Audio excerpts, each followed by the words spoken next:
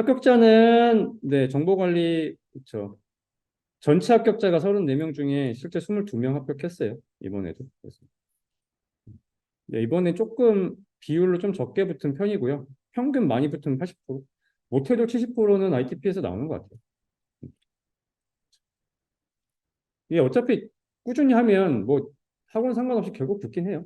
근데 빨리 붙을 수 있으려면 이제 뭔가 좀 더 잘 준비되어 있는 곳이 낫지 않을까 싶고요. 음. 인원이 많으면 그만큼 이유가 있지 않을까.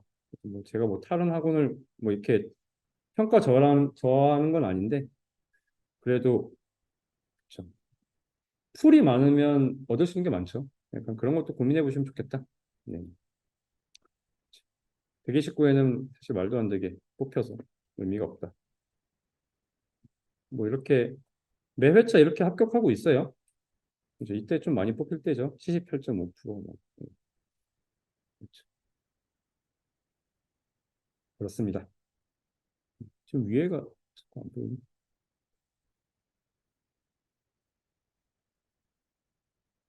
얘를 어떻게 위로 올리고? 야, 사라져. 넘어갈게. 일단 심화반은 현재 10개의 심화반이 운영되고 있어요. 강남에 7개의 심화반이 있고요. 그다음에 여기 영등포에 3개의 심화반이 운영되고 있어요. 그래서 토요일 날, 일요일 날 반이 각각 운영되고 영등포 같은 경우에는 토요일이 2반, 일요일이 1반. 왜냐면 제가 기본 필수반도 여기 하니까 총 4반이 운영되는 거고 기본 필수반 포함해서 4반. 그다음에 강남 같은 경우에는 토요일, 일요일 합쳐서 심화반이 7개, 기본 필수반이 1개 이렇게. 기본 필수반 같은 경우는 거의 이렇게 크로스로 왔다 갔다 하는 것 같아요. 진행하시면 되고 이게 교차가 되다 보니까 사실 이 반 갔다 저 반 갔다 하긴 좀 어려워요. 도메인 진도가 달라서 조금 그건 조금 문제가 있다. 그리고 심화반은 중간에 옮길 수는 있는데 음 그렇죠. 옮기는 거에 막 멘토들이 막 그렇게 뭐 싫어하고 있진 않는데 이게 약간 커뮤니케이션을 만들어 가시는 거가 중요하니까 초반에 심화반을 결정하실 때 자료나 사실 이런 거는 제가 보기엔 다 대동소이하다. 그거보다는 나와 잘 맞는 멘토. 뭐가 중요한 커뮤니케이션이 중요하거든요. 합격한 이후로 계속 커뮤니케이션을 유지해 가요. 저희가 좁다고 했잖아요. 그래서 그냥 일반 학원에 무슨 뭐 강사와 수강생 이런 입장이 아니라 사실 저희 같은 경우에는 그래서 멘토라고 부르고 멘티라고 하거든요. 실제로 같이 활동하는 사람이 될 수밖에 없어요. 합격하시면 다 저랑 같이 위원회 하실 거고 무슨 사업할 때 같이 협업해서 들어가고 어디에 뭐 평가위원 갔는데 같이 있고 막 이럴 거예요.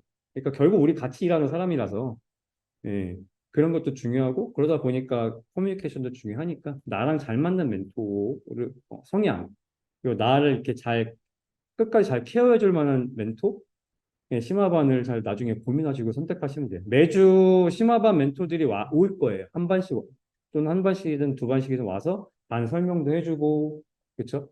그다음에 실제 답안지 쓰신 거에 멘토링도 그분들이 와서 해주실 거예요.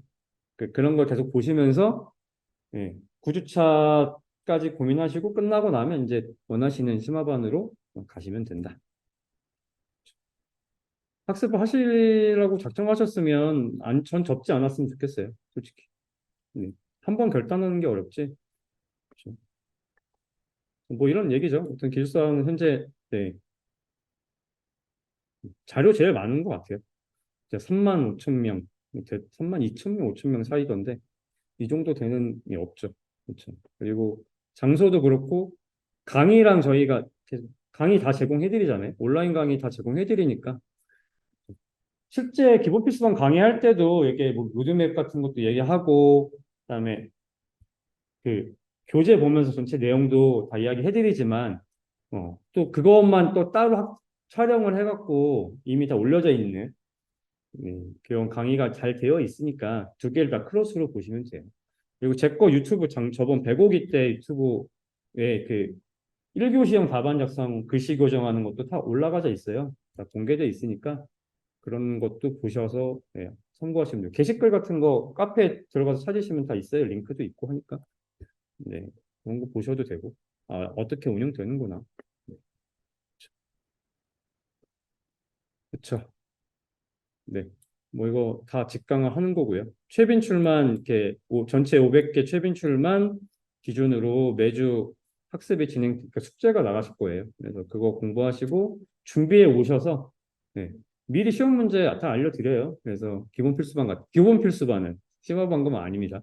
심화반은 그냥 쓰셔야 되고 하고 9주차만 마지막 파이널 때만 뭐 문제가 뭔지 알려드리지 않아요. 미리 그렇게 준비하시면 됩니다. 그리고 제일 중요한 거 계속 말씀드리지만 연락 페이지를 작성하는 기술을 습득하셔야 돼요. 그렇죠? 매 교시별로 연락 페이지 빨리 이걸 하실수록 좋다. 그러니까 시간 안에 10분, 1교시는 10분 안에 한 문제, 2교시는 그렇죠? 25분 안에 한 문제씩 네, 작성하실 수 있어야 돼요. 그걸 빨리 하실수록 좋다. 그렇죠? 전달해 드리는 4개 패키지를 열심히 들으시라. 그렇죠? 많이 들을수록 머리에 오래 남습니다. 또 기본 필수반 그쵸? 네. 이게 103기인가 그럴 거예요. 음. 그래서 실제 보시면 38명이 살아남았던 얘기죠. 이때 50 몇 명이었던 걸로 기억하는데 그쵸? 살아남았다. 그래서 여기서 30점 커트라인이 40점 여기죠. 여기 있는 이제 재수강을 웬만하면 권하고요. 여기 넘는 분들은 이제 하시라고 하는 거죠. 보시면 알겠지만 다 썼는데 40점 이하는 없어요. 그렇죠? 네. 문제 빵빵빵빵 이게 네 문제밖에 안 쓰시고 이러니까 점수가 이런 거지. 그렇죠? 보이시죠? 네. 문제를 다 썼는데 다 쓰면 점수가 낮은 케이스도 있고 높은 케이스도 있죠. 어떤 거는 높고 그렇죠? 보시면 알겠지만 4점대 이런 거만 있어도 네 괜찮다니까요. 네. 상관없어요. 그래도 충분히 열심히 쓰시는 거죠. 100 104기에는 60점 넘으신 분들 몇 분 계셨어요. 잘 쓰셔가지고. 근데 웃긴 건 그렇죠. 꼴찌 하셔도 붙어요. 최근에 전 회차에 뭐 이제 그런 뭐 다른 거 얘기하시면서 많이 했었는데 이게 보통 합격하고 나면 이제 저희가 이런 거 다 이야기하니까 그 합격 후기 이런 거 보시면 알겠지만 꼴찌셨던 분도 결국 붙고요. 1등에도 붙고 다 붙어요. 그러니까 내가 기본 필수반이라 꼴찌했어. 아, 나 진짜 이걸 접어야 돼? 안 하셔도 돼요. 다 붙어요. 걱정하지 마시고. 네. 결국은 답안지는 완성되거든요.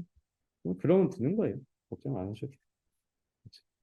단 이제 빨리 이 상위권은 뭐냐면 빨리 캐치하신 거예요. 아, 답안지를 어떻게 쓰는 거구나. 이걸 빨리 캐치하신 분. 그런 분들이 좀 더 빨리 붙을 수 있는 영향력이 있다는 거지. 됐습니다. 실제로 이게 교재예요. 저기 교재 예시로 드렸는데 9개의 노트가 나가실 거고요. 매주. 자, 답안지 이제 교재는 실제 이렇게 구성되어 있어요. 보시면 한쪽에는 내용이 있고요. 여기는 빈칸이에요.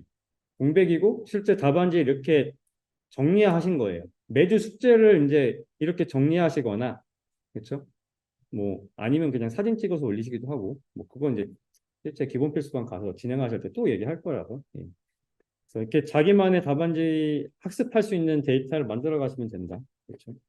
그다음에 이거 서브노트 이건 제 거 정리한 거거든요. 이렇게 각 도메인별로 다 분류를 해서 올라가져 있어요. 그래서 구글 시트는 그 편집 기능까지는 안 되고 이게 바뀌어도 안 되니까 그 공유는 다 해드리거든요.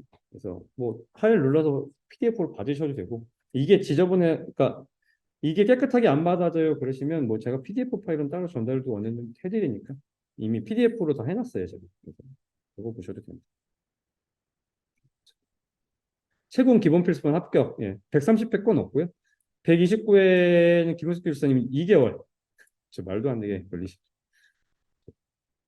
이렇게 비슷하게 합격하신 분이 저 딱 시작할 때 3개월. 이분 한 분 계셨어요. 이런 분들 2개월, 5.5개월 이런 분들은 이제 어쩌다 한 번씩 있는 케이스. 이분들은 학습 양도 다르고 이렇게 준비를 진짜 미리 잘 하셨어요. 제가 지금 저희 기본 필수반에 한 분 정도, 한두 분 정도는 혹시 이번에 문제만 잘 콜렉트 되면 붙겠다 싶은 분이 있긴 하거든요. 네, 그런 거죠. 네, 그분들의 특징은 진짜 요구를 이렇게 미리 준비해 오셔야 돼요. 뭐 그거 다 해오셨어요. 네. 우리 과정 시작하기 전에 이거 다 보고 오세요. 매주 이 정도 하셔야 돼요. 그렇죠? 다 하세요. 그런 분들이니까 그 단계에 붙는다. 그렇죠? 이걸 매주 하는 겁니다. 9주 동안 매주 복습을 이렇게 강의실에서 하는 거고요. 52, 3점 맞으시는 게 목적이에요. 60점 맞으라고 원하시지 않아요. 네, 52, 3점. 이거는 모든 문제를 중간에 다 못 쓴 케이스 없이 다 썼단 얘기예요. 그러면 이 점수 나오세요. 네. 내가 쓰다 말거나 이러지만 않으시면 네, 53점 나오세요. 그렇죠? 무한 반복해라, 온라인은. 그렇죠? 이렇게 진행합니다. 심화반은 아까 말씀드렸죠. 10개의 심화반이 진행되고 있고요. 답안지 유형은 이제 이렇게 나오는 거예요. 그래서 1교시형이 실제 이렇게 시험 문제 나옵니다. 130회 시험 문제고요.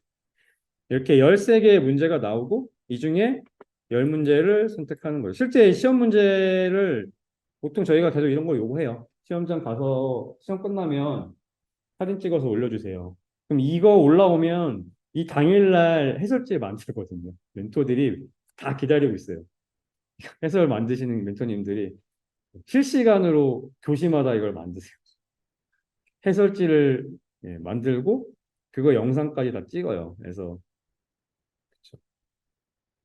그것도 도와주시면 되고 실제 보시면 이제 노코드 뭐 이런 거는 좀 익숙하실 수 있을 것 같고 병행 제어 뭐 예.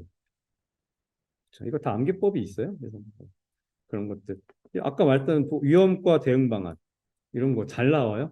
이런 문제가 나온다는 거죠.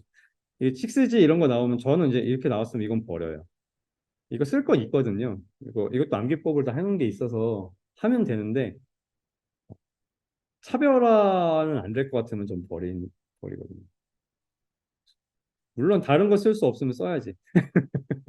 다른 거 모르면 그나마 아는 거 써야죠. 그렇죠. 이런 문제가 시험 문제에 실제로 나온다는 거죠. 그렇죠. 베르누이 분포와 기하 분포. 이거 통계잖아요. 저는 과감히 이건 없는 문제다. 저희가 13개 중에 10개 선택하는 거잖아요. 3개 과감히 버려도 돼요. 그렇죠. 5개 정도 몰라도 돼요. 2개 정도는 근접하게 쓸 수 있잖아요. 그런 거죠. 내가 잘 쓰는 거, 잘하는 거 3문제면 돼요, 여기서. 그리고 적당히 아는 거 나머지 3문제, 아예 모르는 거 근접해서 쓸 수 있어. 그렇죠? 그럼 붙일 수 있는 거예요. 30%만 나와도. 그렇습니다. 이거 사실 뭐 ISMSP, ISMS 이런 것도 사실 아주 기본 토픽이거든요. 이것도 엄청 기본 토픽. 얘도 사실 다 기본 토픽이에요. 노코드는 신규 토픽이고, 얘도 기본 토픽. 여기서 얘도 사실 저희 학습에 다 키워드로 이건 아마 없었을 것 같고, 거의 다 있는 거거든요. 그렇죠. 그래서 충분히 하실만 하다. 그렇죠. 그리고 실제로 저희 모의고사 합숙 주간고사에 대한 그 실제 합, 기출에 나오는 확률이 거의 한 50% 넘는 것 같아요. 물론 뭐 반이 많아서 그런 것도 있는데 그만큼 사실 멘토들이 이거 시험 문제 한 번 낼 때마다 엄청 갈려요. 진짜 많이 갈리거든요. 저희 시험 문제 멘토들이 내면 진짜 빠꾸도 많이 받고 예. 이렇게까지 필터링을 과하게 해야 되나 싶을 만큼 예. 진짜 고생하거든요. 예. 그러다 보니까 사실 그쵸. 이렇게 퀄리티가 많이 된다. 저는 그렇게 봐요. 예. 그냥 막 내는 문제 많이 없거든요. 그러다 보니까. 그래서 주간고사나 모의고사 합숙만 열심히 하셔도 사실 웬만큼 모르는 토픽, 나 완전 처음 들어봤어요 라는 토픽이 사실 생각보다 없으실 거예요. 네. 충분히 그렇게 시험장에 들어가실 수 있어요. 그런 걱정하지 않으셔도 된다. 특히나 요즘에 기본 토픽 위주로 많이 나와주는 추세예요. 저 시험 볼 때만 해도 막 어디 진짜 세상 모르는 단어 갖다가 시험 문제 냈었어요. 그리고 문제 중에 계속 이제 한이 되는 이제 그 구글에 무슨 에케아노 프로젝트, 해저 에케아노 프로젝트에 대해서 쓰시오라고 나왔었어요. 구글이라는 것도 없어. 해저 에케아노 프로젝트에서 쓰래요. 이거 뭐지? 뭐라고 썼냐면 해저만 갖고 썼어요. 해저하고 관련된 프로젝트. 그래서 저는 당연히 한국에서 하는 줄 알고 일본이랑 한국 간에 해저 케이블 라인을 까는 약간 이런 걸로 소설을 썼어요. 완전 틀렸죠. 구글이 지중해 라인에다가 해저 라인 까는 거죠. 그런 프로젝트였어요. 근데 이거 저 시험 볼 땐 진짜 이런 문제도 나오고 무슨 금융 내가 일을 하는 것도 아닌데 뭐 금융 그 수합하는 거에 대해서 기술적으로 쓰라고 나오는 이걸 어떻게 쓰라는 거야? 평생 처음 들어보는 거 막 물어보고 그랬거든요. 근데 요즘은 그러진 않아요. 카도 막 그때 막 난리 쳐서 난리를 나서 그런 건지 그런 문제 너무 많았는데 요즘에 진짜 기본 토픽. 사실 이거 완전 기본 토픽이에요. 슈퍼네팅, 서브네팅 하는 거, 저 기기학습 이런 거, 이거 완전 인공지능 하시면 완전 베이스, 완전 기본. 개인정보 이런 거 맨날 하는 거. 근데 이건 최근 개정한 거 물어봤으니까 사실 이건 접근 안 하죠. 왜냐면 이거 읽었으면 하는 거고 시험 보기 일때 내 이 내용을 봤어? 이러면 들어갈 수 있는데 그리고 암기하려고 작정했으면 들어가죠. 왜냐면 이런 법은 틀리면 안 돼. 그래서. 근데 좀만 공부했으면 쓸 수 있는 거예요. 이것도 완전 기본 토픽. 그렇죠. 6개 중에 4개 쓰는 거잖아요. 이거는 몰라요. 안 외웠어. 그럼 나 이거 4개 쓰면 되겠네. 그렇죠? 다 처음 이거는 학습이 안 돼서 못 들어가. 이거는 처음 들어봤어. 제가 시험 문제 숫자 쳤으면 좀 4개 썼겠죠? 네. 그리고 전 얘 잘 쓸 자신 있어요.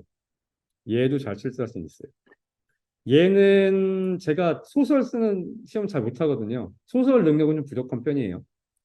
그래서 얘는 쓰겠지만 적당히 점수 나올 거야. 왜냐면 소설은 잘 쓰신 분들이 진짜 차별하게 잘 쓰시는 분이 있거든요. 대신 저는 얘는 남들보다 잘 쓸 자신 있어요. 많이 준비했던 토픽이에요. 그런 거죠. 그래서 저의 전략은 얘를 1번 문제로 써서 나는 이거 50점 맞겠다. 45점이 합격이라고 했잖아요. 난 이 50점 맞을 자신 있어요. 얘는 적당히 써서 44점 맞을 거예요. 아무리 잘 써도 45점 이상 못 맞을 것 같아요. 얘는 그쵸, 최소한 48점 맞을 자신 있어요. 그럼 얘는 알긴 아는데 얘도 약간 소설 느낌이었어. 이게 수명주기. 그렇죠. 그럼 얘도 한 43, 4점 맞을 거예요. 그러면 합격 점수 넘었죠. 그렇죠? 평균 45점 넘었잖아요. 이러면 합격이다. 그렇죠? 이렇게 계속 쓰시면 된다. 그렇습니다. 계속 나오는 거죠. 얘도 그렇죠. 얘도 그렇고. 이제 나중에 학습하시다 보면 아 이거 진짜 기본 토픽이 맞네. 맨날 보던 문제네 싶을 거예요. 예. 요즘엔 그래도 이런 문제 진짜 많이 나와요. 실제 주간고사에서 잘 내는 문제들이에요. 그래서 공부에 대한 너무 두려움을 갖지 마셔라. 충분히 다 할 만한 문제들이다라는 거죠. 이것도 마찬가지고요. 이것도 다 기본 토픽이에요. 뉴로모픽 반도체 뭐 컴싱인데도 불구하고 그렇죠. DID 이거 인증이거든요. 블록체인 기반에 가상머신 물어본 거 이거 뭐 그렇죠. DRM 이건 DRM은 많이 회사에서 쓰시잖아요. DRM 혹시 뭔지 아세요? 잘 모르시나요? 네, 보안 맞죠. 보안에 그 워터마크 찍고 또 문서 보완해 주는 거잖아요. 외부로 나가는 유출 막아주기. 들어는 대충 봤잖아요. 내가 쓰고 있는 거예요. 물론 이게 뭔지는 잘 모를 수 있지. 그건 학습하시면 돼요. 우리 공부할 때. DPL만 뭐 이런 거. 데이터 독립성 이거 또 나왔네요. 그렇죠? 아, 또 나온 게 아니고 이제 주간고 지금 합숙에 이걸 다른 이름으로 냈다고 말씀드렸잖아요. 똑같은 건데 다른 이름으로 냈다. 이런 거죠. 그래서 네. 지금 제가 기술사 공부를 이제 합격하고 이제 1년 4개월, 5개월 돼가는데 학습 안 하는 상태잖아요. 지금은.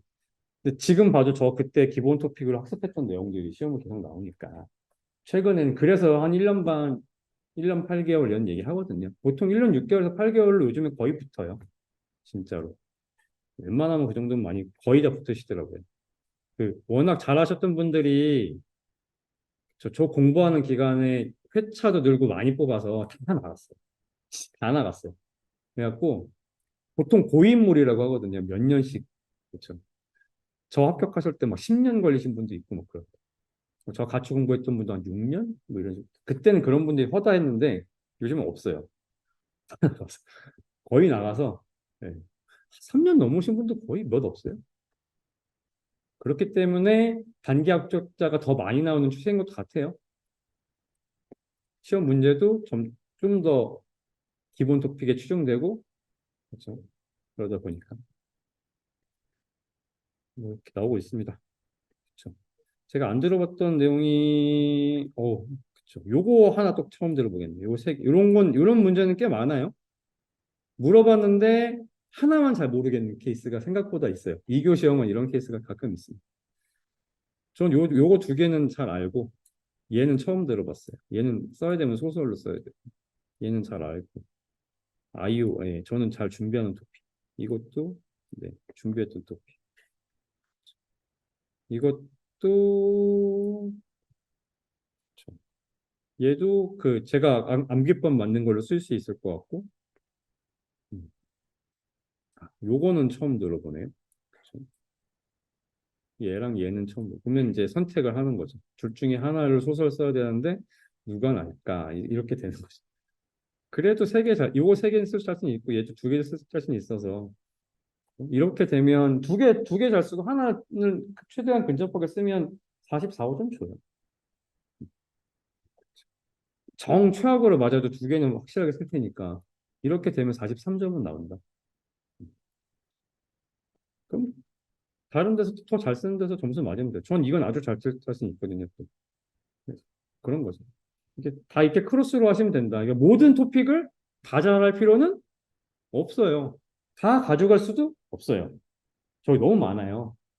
그렇게 막, 난 모든 걸 다 알아야 되나? 이러지 않으셔도 된다. 라는 거죠. 네. 같은 내용이니까 이제 넘어갈게요. 그래서 1, 2교시 답안 작성하는 요령은 뭐냐면 이게 제일 중요해요. 정의. 정의가 틀리면 일단 끝이에요. 아무 의미 없어요. 키워드의 정의는 정확하게 써야 돼요. 그럼 정의를 모든 도메인의 정의를 난 다 외워야 되냐? 아니에요. 정의는 외우는 게 아니고 만들어 쓰는 거예요. 정의의 가장 중요한 거 계속 말씀드렸던 종결어가 제일 중요해요. 이 토픽의 종결어가 뭔지 첫 번째, 두 번째, 그거에 대한 얘는 어떤 환경에서 돌지? 언제 쓰지? 이게 제일 중요하다. 세 번째, 키워드. 키워드 두 개와 어떤 환경이나 어디서 쓰는지와 종결어를 가지고 두 줄을 만드시는 거예요. 정의는 두 줄 쓰거든요. 두 줄을 만드시는 거예요. 그렇죠? 그 종결어만 정확하고 뭐에서 도는지만 정확하게 쓰면 그리고 키워드만 한두 개 박았잖아요. 그럼 맞는 정의예요. 모호하게 쓰시면 안 돼. 설명하듯이. 그렇죠? 꼭 필요한 단어가 있어요. 그 도메인을 물어봤다는 얘기는 그 도메인을 딱 찌르는 핵심적인 단어가 있어요. 그 단어가 정의에 들어가 있어야 돼요. 그렇죠? 아까 말했던 데이터 독립성 같은 경우에는 아까 말한 독립성이 중요한 거예요. 그 키워드가 물어본 것도 독립성이지만 독립성이 중요하니까 그 내용이 있어야죠. 외부와 내부의 독립성. 그 기반이 어떤 거여야 돼요? 그렇죠?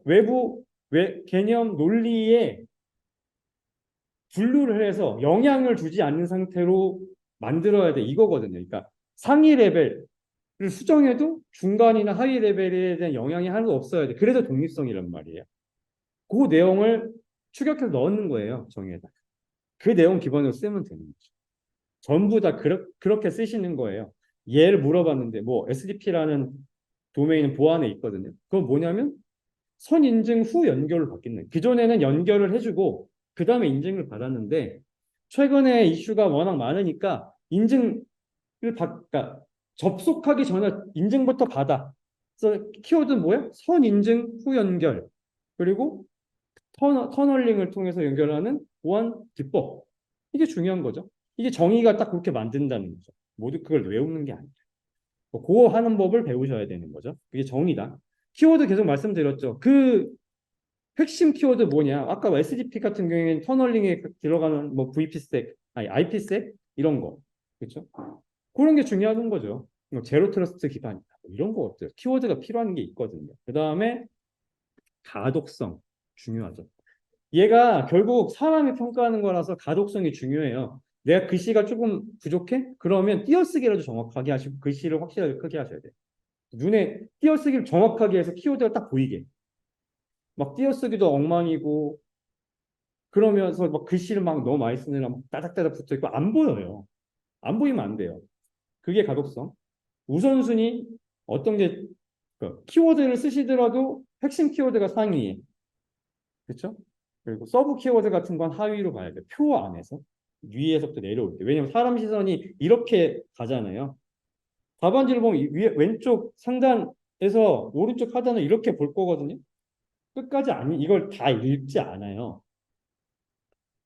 정의를 보고 얘 도메인 써서 이걸로 이름을 만들어 놓고 정의가 맞니까지 보고 정의가 맞네. 그 정의 갖고 개념도 잘 썼니? 표현했니? 개념도 눈에 딱 들 거잖아요. 개념도 잘 맞네. 거기에 핵심 키워드가 밑에 있니? 한두 줄 읽었는데 있어. 그럼 잘 쓰는 잘 썼네 하고 넘어가요. 무슨 말씀인지 아시면 좋겠어. 이걸 빨리 깨우쳐야 된다. 근데 정의가 이상해. 뭔가 정의를 설명을 잘 못한 것 같아. 그렇죠? 그러면 자세히 봐요. 조금 더. 이 사람은 제대로 썼나? 정의가 왜 점수는 줘야 되니까 정의가 틀린 것 같진 않은데 애매한 경우가 더 안 좋아요. 정의가 아예 틀리잖아요. 그러면 아주 땡큐죠. 밑에 볼 필요가 하나도 없어요. 키워드 아무리 잘 써도. 정의가 틀렸잖아요. 아우 감사해와 3점을 주고 왜냐면 페이지에 썼으니까 그래 넌 3점. 그리고 넘어가요. 왜냐면 저 채점자가 거의 10,000페이지 정도 본다고 알고 있거든요. 개인당 14페이지씩 교시마다 쓰잖아요. 참여자가 4, 500명이잖아요. 그거 다 봐야 돼요. 그것도 퇴근하고 와서. 출제자도 다 회사 다니는 사람이잖아요. 그 사람들이 매일 퇴근하고 와갖고 제한된 시간 안에 이걸 채점을 해야 돼요. 근데 이게 얼마나 정성껏 보겠어요. 이걸 그래서 빨리 키워주셔야 되고 그래서 답안지를 막 답을 쓰려고 하지 마시라고 자꾸 말씀드리는 게 그게 돼야 됩니다. 출제 의도에 맞게 썼냐? 이게 중요하다. 그렇죠? 계속 말씀드리면 정의에서 판단이 된다. 정의로 끝나요, 거의. 정의는 일단 맞고 들어가야 돼요. 작두를 타던 뭘 하던 정의는 맞고 들어가야 돼요. 이거에서 나가는 순간 답의 점수는 안 나온다.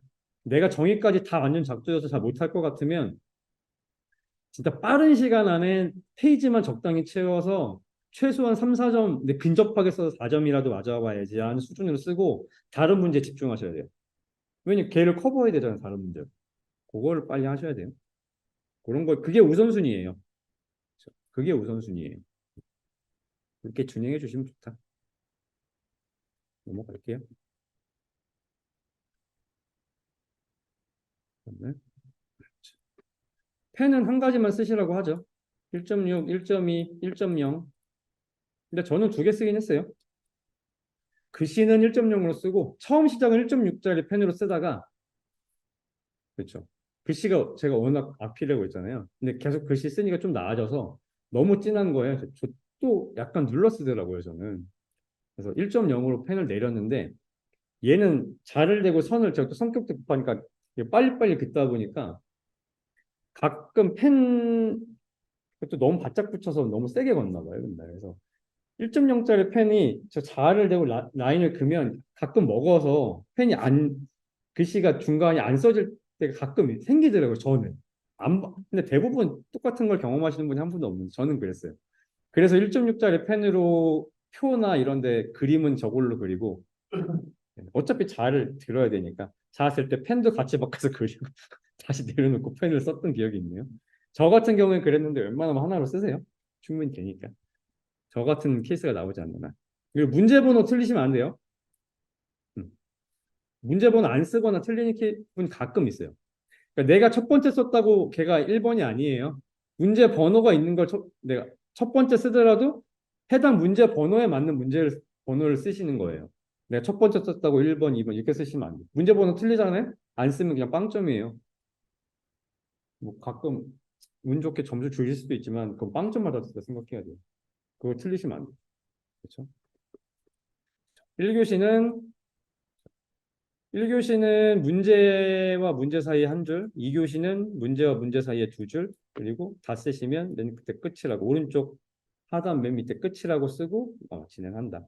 문제를 다 쓰고 나면 마지막 1교시는 10문제 이후에 2교시는 4문제 이후에 이하 빈칸이라고 기재한다. 가운데다가 네, 어차피 이거 다 설명해 줄 거예요. 시험장 가서. 그리고 뭐 웬만하면 10페이지 이상 쓰실 수 있어도 10페이지 이상 쓰지 마세요. 굳이. 많이 쓴다고 뭐 엄청 다 점수를 다 줄진 않더라고요. 2권씩 쓰신 분들도 가끔 계세요. 그 아까 말씀드렸던 저 예시로 나와 있는 분 중에 한 분, 그 차상 교수님이 그렇죠. 한 16페이지, 17페이지도 우습게 쓰셨던 분이라서 진짜 잘 쓰시는 분들. 네. 전 14페이지 사실 채우기도 허덕였던 사람이어서 음, 그렇죠. 자아는 챙겨라. 도시락 물 이런 거 뭐 다 똑같은 얘기니까 넘어가겠습니다. 답안지 목차 구성하는 거를 말씀드릴게요. 보통 앞에 서론을 얘기하고요. 그렇죠? 본론을 얘기하고 결론을 얘기하는 방식으로 가요. 여기를 보통 추가 단락이라고 해요. 그리고 서론은 1교시형일 경우에는 여기는 정의가 들어가고요. 서론. 그리고 본문이 하나죠. 이 단락에 물어본 내용을 상세하게 나와 나로 나눠서 표 하나 아니고 도식 하나 표 하나 이렇게 쓰시고 그렇죠? 2교시형 같은 경우에는 서론 부분에 이 전체에 대한 인트로를 보통 작성하시고요. 또는 등장 배경 이런 내용들을 적고요. 그다음에 물어본 내용을 2단락과 3단락에 충분히 쓰시고요. 2개 물어보면 여기 하나 쓰시면 되죠. 각각 한 페이지씩. 그렇죠? 그리고 3개 물어봤을 때가 제일 애매한데 3개 물어보면 인트로 날리고 1, 2, 3하고 결론 내기도 하고요. 뭐 5개씩 물어볼 때도 있어요. 그냥 짜증나죠. 4개 물어보면 차이 날까? 홀수가 더 힘들어. 하나 물어보거나 3개 물어보거나 뭐 이럴 때가 더 힘들어요. 하나 물어보면 제일 왜 힘드냐면 물어본 거 하나 가지고서 2단락과 3단락을 만들어내야 되거든요. 뭘 만들지? 이렇게 돼. 이게 더 힘들어. 차라리 아예 1, 2 각각 물어봐 주는 게 제일 쉬워요. 이걸 그냥 제목으로 가져가면 되거든요. 보통 2교 시험 같은 경우는 논리적으로 쓰라고 많이 해요. 그래서 기승전결로 해서 음, 많이 쓰십니다. 그래서 이렇게 가고 추가 단락인 1교시는 여기가 3단락이고 2교시는 4에다가 쓰죠. 보통. 그래서 2교시 같은 경우 여기다 재현 이런 말 제일 많이 써요. 아니면 뭐 현황, 현재 업계 동향 이런 거 많이 쓰고요. 1교 시험 같은 경우에는 뭐 활용 사례, 좀 비교 이런 거 많이 쓰죠. 이런 걸로 해서 이 결론에 해당되는 추가 단락은 내가 잘 쓴 답안을 좀 더 돋보여서 점수를 좀 더 받기 위한 거예요. 근데 내가 물어본 것도 제대로 못 썼는데 3단락 쓰는 건 아무 의미 없어요. 시간 낭비예요.